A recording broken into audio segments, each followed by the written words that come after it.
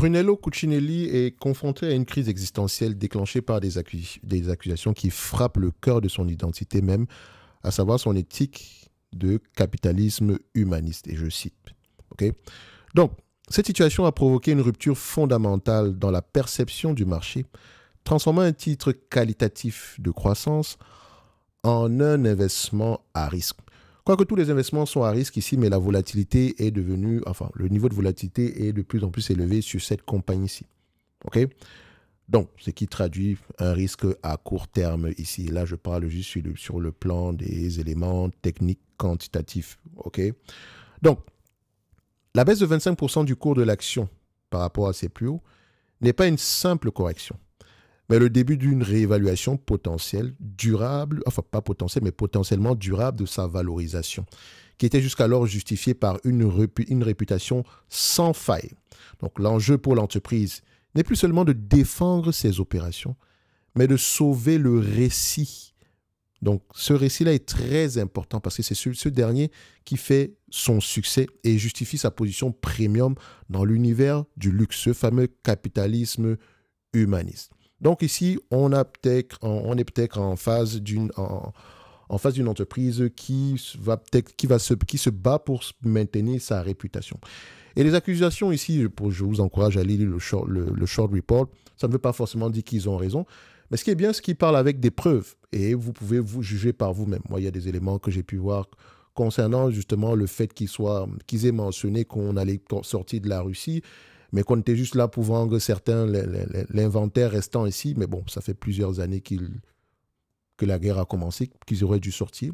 Et ils se retrouvent à acheter des magasins laissés vides par des concurrents qui sont réellement sortis de la Russie. Donc, on est en droit de se poser des questions. On parle également d'inventaire, notamment le fait que certains invendus certains produits se retrouvent dans des magasins ici qu'on appelle généralement off. Donc, comment on appelle encore ça? On ne les appelle des magasins dégriffés, mais techniquement, ce sont des trucs comme, je ne sais pas si vous avez ça en Europe, c'est un peu comme Winners pour ceux qui sont au Canada. Vous avez également, quoique TJ Maxx, c'est une marque de Winners ici. Et donc, dans ces magasins-là, vous retrouvez des produits de luxe comme Brunello Cucinelli. Mais ça ne veut pas dire qu'ils sont bradés, ça coûte quand même une blende. Mais voilà, ça reste que c'est le pouvoir, c'est la perception de valeur de la marque qui peut être impactée quand un produit se retrouve dans ce genre de magasin-là. OK? Personnellement, j'ai souvent vu des marques comme Ralph Lauren, très souvent. Quoi d'autre? J'ai très rarement vu du Brunello Cucinelli. Pas parce que, je n'ai pas cherché non plus. J'ai souvent vu des Moncler. Mais je vous rassure que les prix, surtout au niveau des Moncler, déjà, les produits Moncler sont généralement... je ne sais pas comment ils font ça dans la grande distribution, mais c'est une sorte ici de cadenas. C'est vraiment... voilà. Ça serait difficile pour vous juste d'essayer ces vêtements-là. Parce qu'il y a une sorte de ceinture, une sorte de... Bref, il y a un gadget de sécurité qui vous empêche ici même de le porter. Il faut à peu près demander faut toujours demander ici l'assistance d'un commis afin de pouvoir au moins l'essayer. Après, j'ai également parfois vu des produits Gucci, mais très souvent, ce sont des chaussures. Et également, il n'y en a pas énormément en termes d'inventaire. C'est souvent dans des vitrines ici.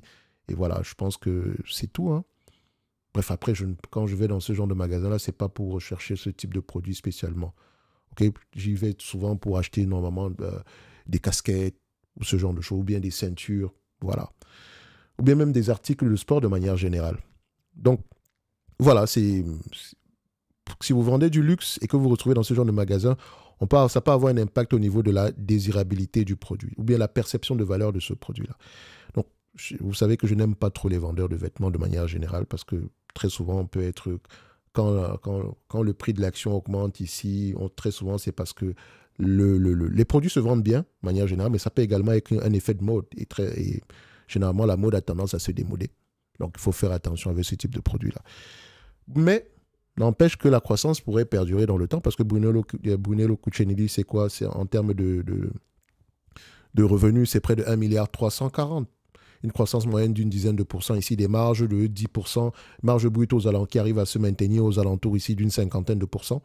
Et quand on parle ici de pricing power, ça commence par les marges, et les marges brutes qui doivent au moins rester stables. Et là, on voit que les marges sont ça. Parce qu'entre-temps, les matières premières augmentent, etc. Donc ici, maintenant, il faudrait regarder les volumes. Est-ce que les volumes augmentent par rapport au prix, etc. Bref, de manière générale, c'est une entreprise sur les 10 derniers mois ici, en moyenne, c'est 10% de marge bénéficiaire, donc c'est à peu près 130 millions.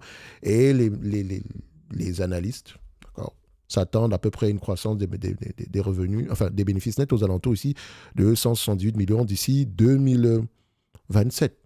Ça pourrait arriver, je n'en sais strictement rien du tout. N'empêche, ça reste une entreprise, en termes de dette nette sur EBITDA, ici, on a quelque chose d'assez correct. Elle peut pas facilement gérer cette dette nette-là. Mais attention également à vérifier la dette nette. Est-ce que les loyers sont pris en considération ou pas du tout? Moi, j'enlève toujours les loyers ici.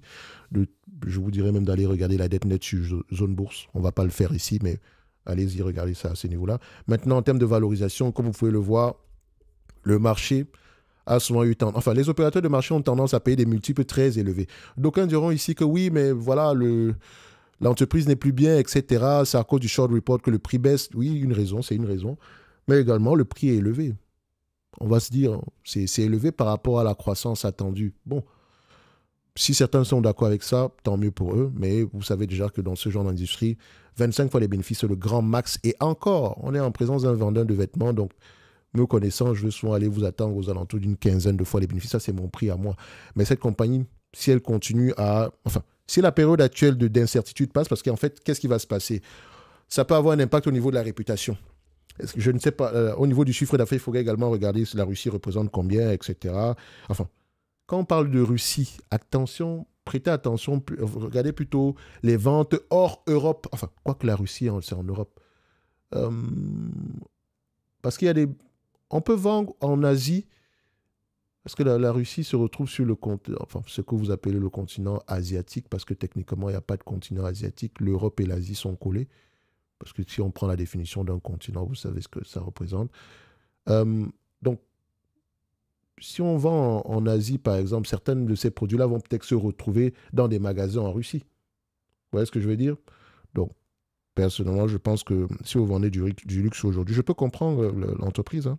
En réalité, si la guerre s'arrête, techniquement, il n'y aura pas de problème de rester en Russie, de manière générale. Parce que c'est vraiment ça le narratif de la compagnie. Hormis également le fait de parler je dirais même que dans tout ce narratif-là, c'est la partie qui me... Pas me stresser, mais celle sur laquelle je vais creuser un tout petit peu plus, c'est au niveau des inventaires. D'accord? Donc, tout ce qui est cash convertible cycle, enfin, CCC. Donc, cash conversion cycle. Je vais avoir tendance à regarder ça et comparer par rapport à certaines entreprises dans le même secteur d'activité. Si on prend ça comme ça, 1, 2, 3... Ce n'est pas le but de cette vidéo. Hein. Moi, je voulais juste faire une analyse quantitative. Mais quand vous avez en face de vous une entreprise manufacturière, ou bien, voilà, je dirais même, si elle vend des vêtements dans des magasins, etc., ou bien bref, si elle a l'habitude d'avoir de l'inventaire, faites attention. Par exemple, une entreprise comme, comment on appelle ça? Comme Google a très peu d'inventaire. OK. Donc ici, par exemple, je vais comparer à Kering. Voilà. Vous voyez que Kering, c'est 179 jours. Disons qu'on prend Hermès. Toujours dans la même industrie. Hermès, ici, va se situer aux alentours de 170 jours. Disons qu'on va également prendre une entreprise comme Burberry. Voilà. On se dira qu'en fait, elle pègue dans la moyenne du secteur d'activité. Mais attention, il y a quelque chose de très compliqué. Enfin, si vous allez regarder comment... Enfin, je vais vous envoyer faire des devoirs ici, hein, parce que, comme je l'ai dit, ce n'est pas le but de la vidéo. Regardez la façon dont Apple comptabilise son inventaire. Et posez-vous la même question par rapport à la compagnie Brunello Cucinelli.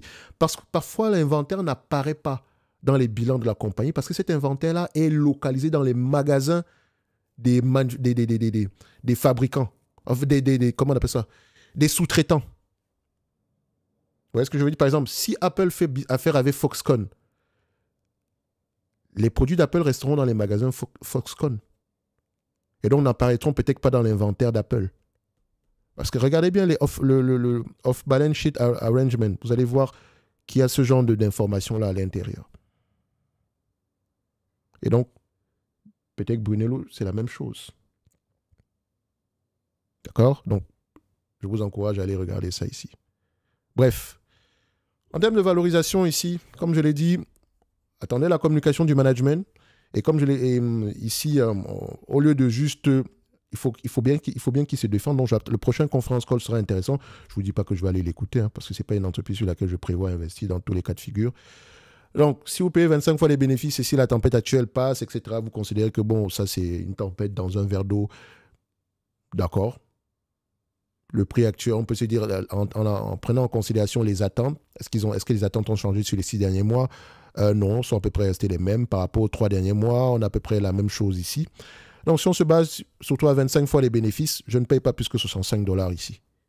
Je vous dirais même que sur cette compagnie, je ne paierai pas plus que 52 $ à l'action. Là, je prends 25 fois les bénéfices, je suis assez gentil.